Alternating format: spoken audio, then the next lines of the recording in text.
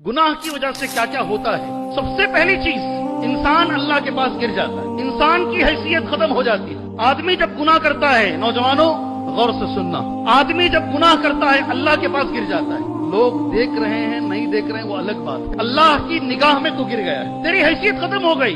अल्लाह के रसूल की हदीस है सल्लल्लाहु अलैहि वसल्लम, गुनाह करने से बच, इसलिए कि गुनाह की वजह से अल्लाह की नाराजगी तेरी जिंदगी में आ जाती है। दूसरी बात, बहुत सारे बड़े लोग भी आते हैं, बहुत सारे छोटे बच्चे भी आते हैं, याद करते हैं दिमाग में रहता नहीं। कुरान की कुछ सूरतें हमने हिफ्ज की हैं, वो सूरतें जहन में नहीं रहती।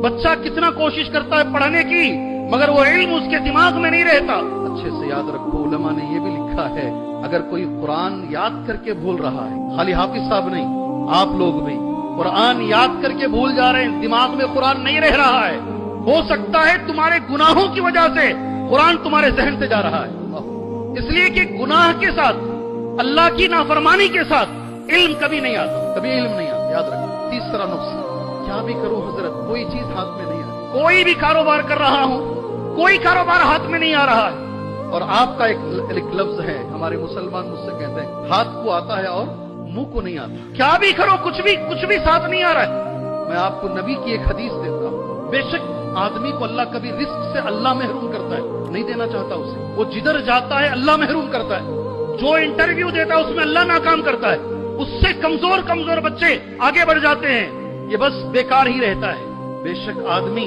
रिस्क से महरूम कर दिया जाता है, उसके लिए रिस्क के दरवाजे बंद कर दिए जाते हैं, उस गुनाह की वजह से जो वो कर रहा है। गुनाह से रिस्क खत्म हो जाता है, गुनाह से इल्म खत्म हो जाता है, गुनाह की वजह से सुभान अल्लाह, अल्लाह की निगाह में आदमी गिर जाता है। सुभान अल्लाह।